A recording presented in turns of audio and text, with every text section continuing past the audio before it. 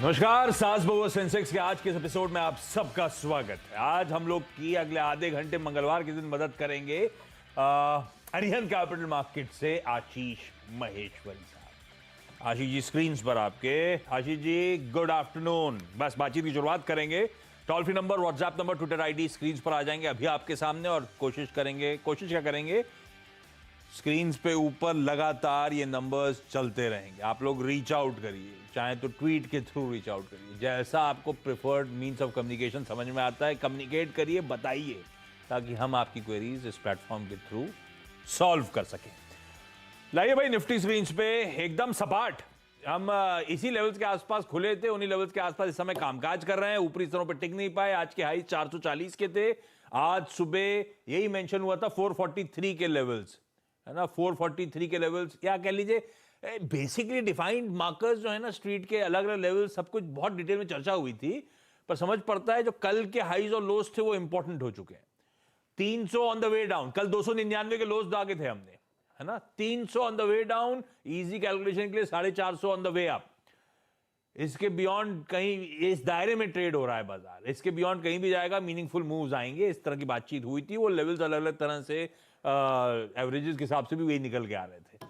और अभी हम मिड पॉइंट पे उस रेंज के दरअसल घूमते हुए इस समय, कल के क्लोजिंग लेवल्स 390 के थे, 392 के, उन्हीं लेवल्स के आसपास इस समय हम खड़े हुए हैं। तो कल की कैंडल के अंदर एक इनसाइड डे टाइप इस समय अब तक नजर आ रहा है। लग रहा था मोमेंटम पकड़ेगा, होप जागे थे कल बैंक्स और फाइनेंशियल्स के जबरदस्त सेकंड हाफ के मूव, 1:30 बजे ऑनवर्ड जो मूव आए थे उसके बाद, लेकिन कोई बैंक्स उसके बाद फर्दर लेग्स ऐसे अब तक तो नजर नहीं आए।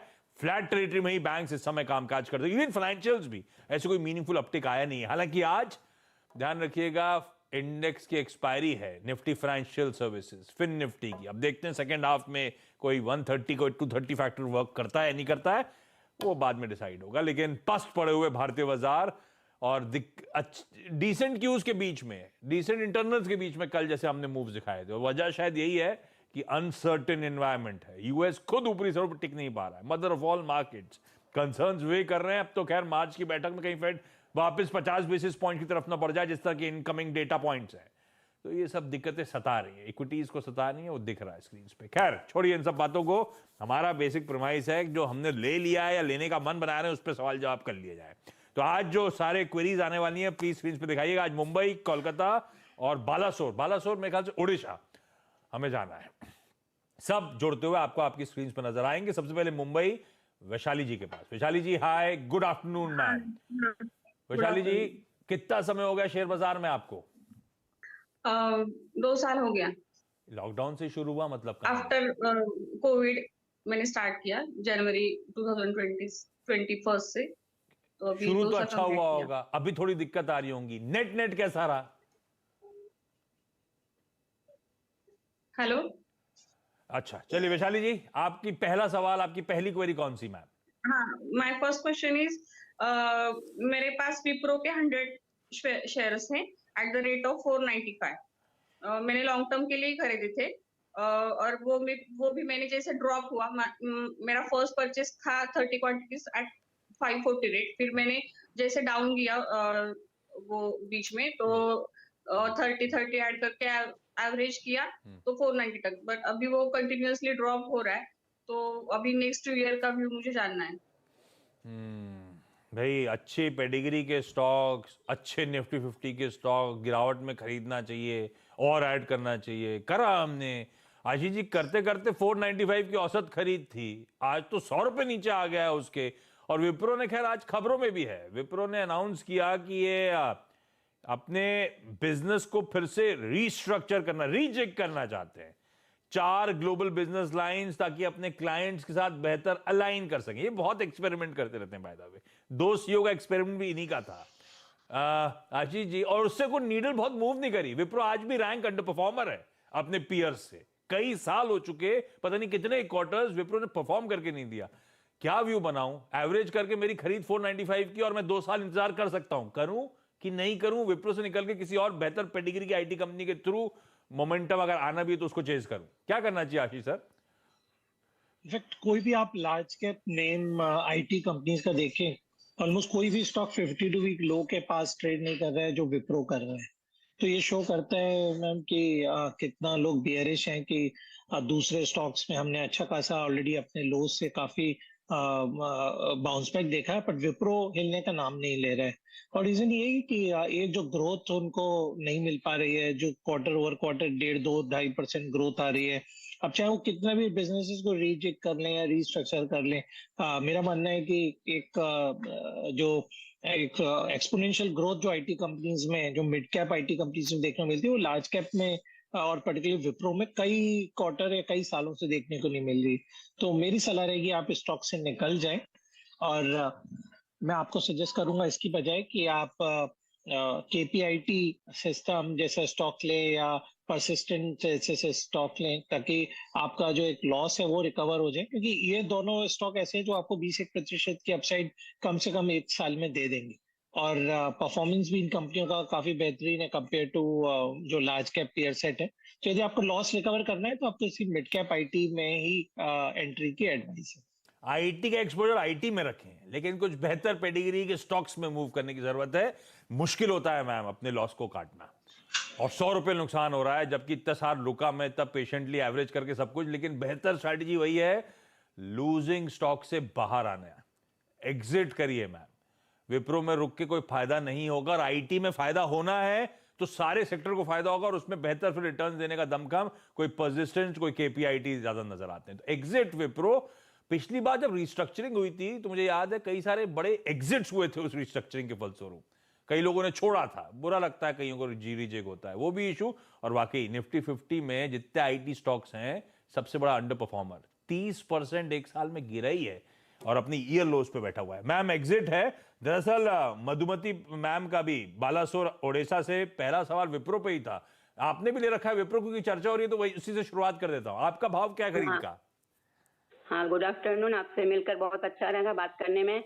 मैम मेरा मुझको भी। विप्रो लिया हुआ था कल, लेकिन कल मैं एग्जिट कर गई। अरे कर गई, बच गए। आज मैंने लिया है। हाँ। ये एसबीआई मेरा लिया हुआ। एसबीआई कितना में ये है? मधुमती मैम आपने विप्रो के फ्यूचर खरीदे थे, है ना? एग्जिट कर गई मैं कल। फायदा हुआ नुकसान हुआ? 2 रुपया ऊपर मैंने बेच दिया। अरे वाह, ठीक है, तब तो बढ़िया है। अगला स्टॉक कौन सा है फिर? एसबीआई मैंने लिया है 535 में, अभी तो वो काफी नीचे है। और दूसरा स्टॉक मैंने लिया एक एसबीआई कैश में डिलीवरी लिए, कैश में लिया है या वायदा में खेल दिया है? वो भी कैश में लिए हैं। हस्बैंड ने दोनों ने मिलकर डिसाइड किया एसबीआई लेने का। उनको भी बुला लीजिए, ऐसा कोई दिक्कत होना है। बेसिक आइडिया है, सास वो सेंसेक्स तो आपका होना जरूरी था। हस्बैंड साथ में होंगे तो कोई दिक्कत नहीं है मुझे, लेकिन आपका होना जरूरी है शो में। तो एसबीआई आप लोगों ने क्यों लिया? लॉन्ग टर्म के लिए लिया है कैश में? कैश में लिए हैं, लॉन्ग टर्म के लिए। ठीक है, तो आप जानना चाहते हो सही कॉल लिया है कि नहीं लिया है मैंने, ऐसा मानूं? हाँ, मैं मतलब इसको होल्ड करें या एग्जिट कर जाएं? तो लंबी अवधि के लिए है तो इतनी जल्दी क्यों? एसबीआई दिखाई जरा। आपका बाइंग का प्राइस क्या है मैम? 535। लॉन्ग टर्म के लिए लिया है, 8-9 रुपए का देख के डरने का नहीं है। आपने लिया तो सबसे बेहतरीन सरकारी बैंक है, कोई शक नहीं। और थोड़ा सा रीसेंट ओवरहैंग किसी ग्रुप के एक्सपोजर को लेकर थोड़ा हवा सा बन गए थे। मुझे नहीं लगता वो ज्यादा सरदर्द होना चाहिए। आपकी बाइंग अच्छी है, लेकिन वो बेहतर व्यू आपको आशीष जी देंगे। आशीष जी, भाई एसबीआई 535 पे लॉन्ग टर्म के लिए लिया है, 526 दे के एग्जिट कर जाऊं? गलत तो नहीं ले लिया सौदा कोई मैंने? नहीं, मुझे नहीं लगता कि आप इंडियन इकोनॉमी पर बुलिश हो और एसबीआई पे बेरिश हो। ऐसा नहीं हो सकता। तो एसबीआई तो इनफैक्ट आपका प्रॉक्सी प्ले है, और जब भी पीएसयू बैंकिंग स्टॉक में रैली आएगी, एसबीआई उसको लीड करने ही वाला है।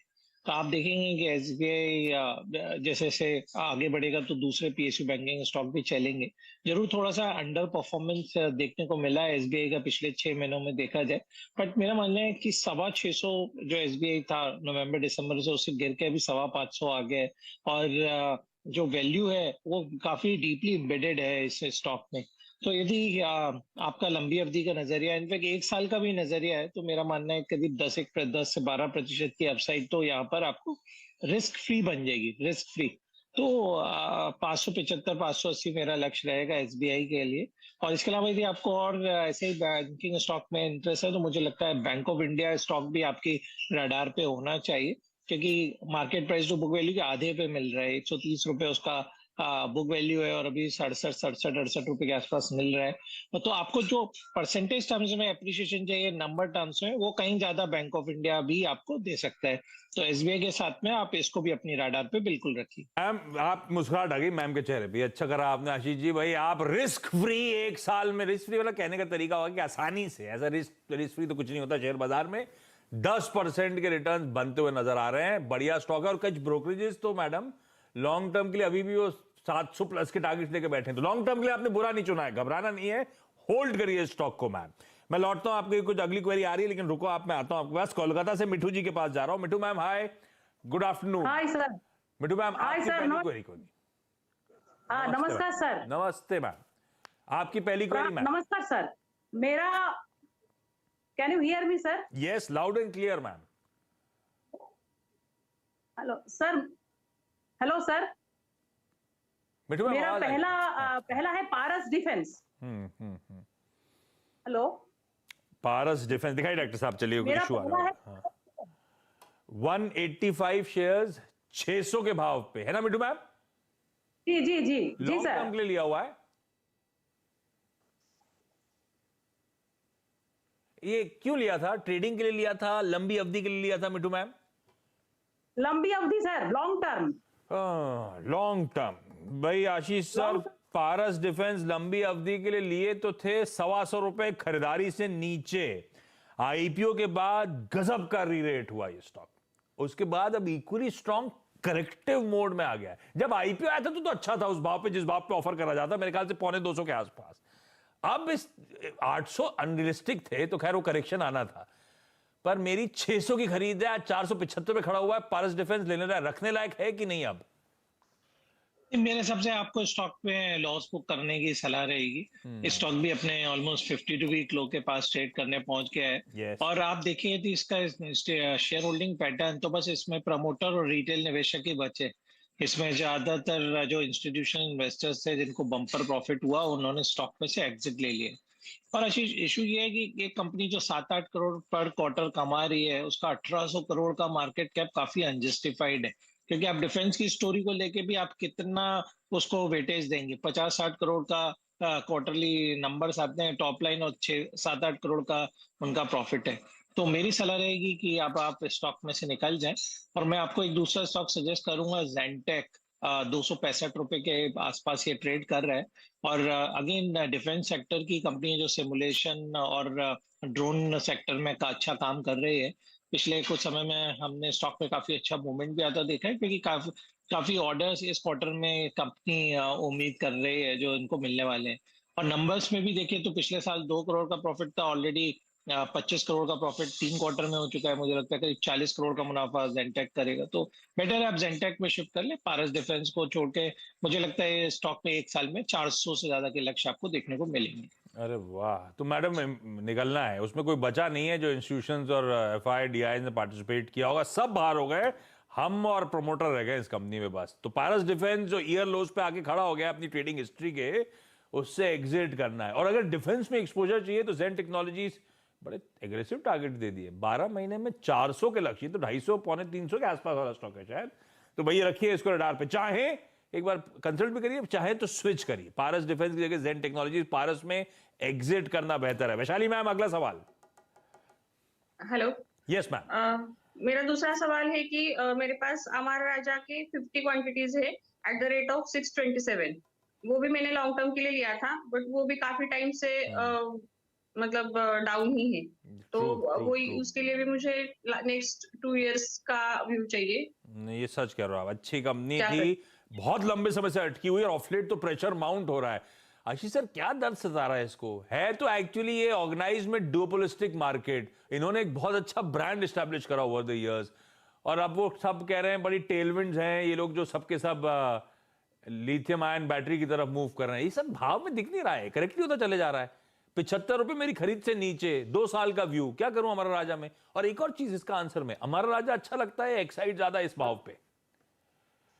मैं अभी अमर राजा के साइड ही रहना चाहूंगा। मुझे लगता है कि थोड़ा सा जो करेक्शन देखने को मिला वो एक थोड़ा सा मार्केट परिस्थितियों के चलते ज्यादा करेक्शन देखने को मिल रहा है, ना कि फंडामेंटल्स के चलते। कि फंडामेंटल्स पे नजर डालें तो इनफैक्ट लास्ट ईयर जितना उनका प्रॉफिट था ऑलरेडी 3 क्वार्टर में कंपनी का आ चुका है। कंपनी ने ईवी और 3 व्हीलर के सेगमेंट में भी जो फोरे किया है वहां पे भी अच्छा रिस्पांस है।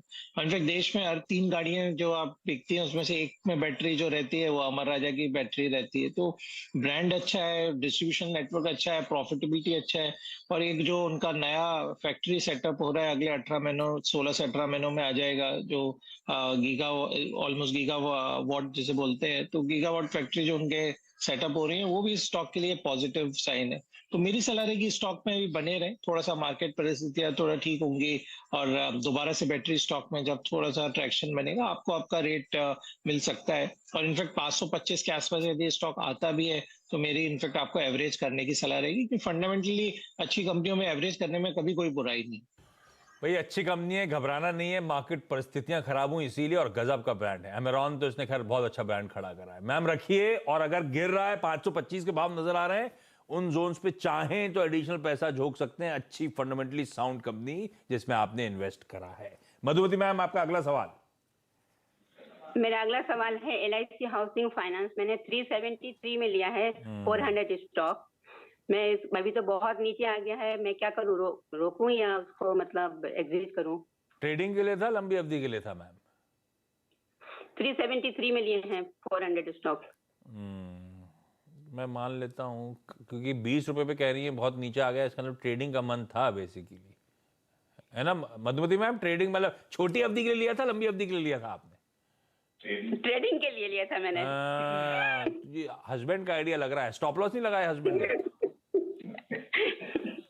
नहीं लगाया। अब आशीष सर क्या करें यार, ये तगड़ा करेक्शन है। एक समय था जब गो टू स्टॉक होता था कईयों के लिए हाउसिंग फाइनेंस स्पेस का, LIC हाउसिंग फाइनेंस, पर पिटाई चले जा रहा है आशीष सर। अब तो खैर ट्रेडिंग वाला था, फंस गया पोर्टफोलियो में, निकल जाऊं, रखूं, क्या करूं?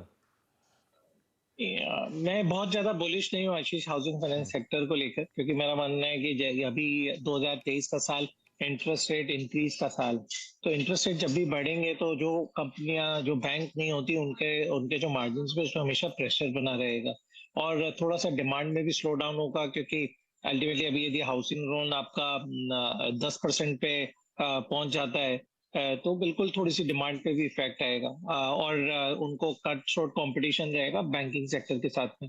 तो मेरी सलाह रहेगी कि एक बार आप इसमें से अभी तो 352 तक स्टॉक आ गया है, तो 360 तक थोड़ा सा रैली होगा तो स्टॉक पहुंच सकता है, तब स्टॉक में से आप निकल लें, क्योंकि बड़ा कोई अप्रिशिएशन यहाँ पे बनने वाला नहीं है। इंस्टेड मुझे लगता है इसकी बजाय आप LIC मेन का स्टॉक इस गिरावट पे एक्यूमुलेट करें, क्योंकि जो भी अडानी ग्रुप रिलेटेड प्रॉब्लम्स है उसका इम्पैक्ट जो है उसका ऑलरेडी प्राइजेस में आ चुका है, बट कोई पॉलिसी सेल में कहीं कोई कमी नहीं आई है और स्टॉक ऑलमोस्ट आपको अपने LIC का स्टॉक 52 वीक लो पर मिल रहा है। तो ये जैसे ही थोड़ा सा सेंटीमेंट ठीक होंगे ये स्टॉक दोबारा 600 क्रॉस करेगा, तो LIC बाय करिए, LIC हाउसिंग फाइनेंस। ट्रेडिंग के लिए लिया था वैसे ही हमने, तो प्लीज उससे एग्जिट करिए। अगर कुछ लेने का मन है लंबी अवधि के लिए तो LIC लाइफ इंश्योरेंस कॉर्पोरेशन पे दाव लगाइए। आज तो खैर उनका अदानी ग्रुप का एक्सपोजर चमक रहा होगा, सारे अदानी स्टॉक गजब मूव करे हुए हैं। अदानी एंटरप्राइजेस खुद 15%, अदानी पोर्ट्स इस समय एज वी स्पीक 7-8% मजबूत। मिठू मैम क्विकली लास्ट सवाल आज का। Tejas network sir, Tejas network 72 at 610. Long term? Long term sir, all are long term. I am an investor, long term investor है। परफेक्ट। भाई टाटा ग्रुप कंपनी कहना चाहिए अब तो। टाटा ग्रुप कंपनी कैसी लगती है? तेजस नेटवर्क्स आपको आशीष सर लॉन्ग टर्म के लिए? देखिए काफी जो परफॉर्मेंस में वोलेटिलिटी है, तेजस नेटवर्क जैसा वोलेटाइल स्टॉक मिलना मुश्किल है। कि सबसे पहले तो उनके परफॉर्मेंस में इतना वोलेटिलिटी है, हर क्वार्टर में ये लॉस आता है कि अगले क्वार्टर में प्रॉफिट आ जाता है। लास्ट ईयर भी उनका लॉस था, तो उससे पहले साल थोड़ा प्रॉफिट था। तो अभी भी जो उनका प्रोडक्ट्स का एक एस्टेब्लिशमेंट है और जो उनका जो एक्सपेंशन चल रहा है डिफेंस वगैरह में, तो अभी भी स्टेबलाइज होना और वो अल्टीमेटली निवेशक को उसका रिवॉर्ड मिलना बाकी है। तो मेरे सलाह रहेगी कि स्टॉक में से एक बार आप निकल जाएं। इनफैक्ट हमने देखा DIs, FIs सभी ने स्टॉक में अपनी हिस्सेदारी ओवर पीरियड ऑफ टाइम कम की है, तो आपसे निकल जाने की सलाह रहेगी। और मुझे लगता है इसकी बजाय थोड़ा और गिरावट आए तो ओलेक्ट्रा ग्रीन टेक का जो स्टॉक है, जो EV बसेस बनाते हैं और अभी हाइड्रोजन पावर्ड बसेस बनाने का भी कॉन्ट्रैक्ट उनको उन्होंने स्टार्ट किया है। इस स्टॉक में 475 के लेवल के आसपास आप निवेश कर सकते हैं, क्योंकि अभी 52 वीक हाई करीब 725 का स्टॉक आपको इस लेवल पे मिल रहा है। और किसी भी गिरावट पे इस स्टॉक को ऐड करिए, ये अच्छा आपको रिटर्न देगा कंपेयर टू तेजस। अरे मिट्टू मैम, दोनों ही स्टॉक्स जो आपने लॉन्ग टर्म के लिए थे, एग्जिट के कॉल्स आए हैं। आपको अपना पोर्टफोलियो थोड़ा रीजेक करने का समय आ गया है। थोड़ा सा वॉच आउट करिए, जो पिक्स दिए उनको पढ़िए और डिसाइड करिए फिर लेना है नहीं लेना। लेकिन Vaishali ma'am, Mittu ma'am, Madhumati ji, thank you so much जुड़ने के लिए। आशीष सर, बढ़िया देखिए सारी क्वेरी सॉल्व करने के लिए आपका भी धन्यवाद। क्विकली छोटा सा ब्रेक के उस पार क्विक मार्केट चेक। चलिए भाई, ब्रेक के बाद आपका स्वागत है। निफ्टी अब 1/4% से ज्यादा का दबाव, 1/3% के दबाव के साथ अचानक बढ़ता हुआ। अभी हमने शो शुरू करा था निफ्टी फ्लैट लाइन के आसपास कल के क्लोज पे खड़ा हुआ था और अब 52 अंकों के दबाव के साथ ट्रेड होता हुआ। उसके सामने mid caps near days high इस समय कामकाज करता हुआ। खैर, इंडेक्स में मत जाइएगा, ऐसा नहीं कि ब्रेथ बहुत मीनिंगफुली एडवांसेस के फेवर में है, स्लाइटली एडवांसेस के फेवर में ही है ब्रेथ। ये कहानी है दरअसल ब्रॉडर मार्केट्स की। सास बो सेंसेक्स में आज के लिए इतना ही। अपनी क्वेरीज भेजते रहिएगा। नमस्कार।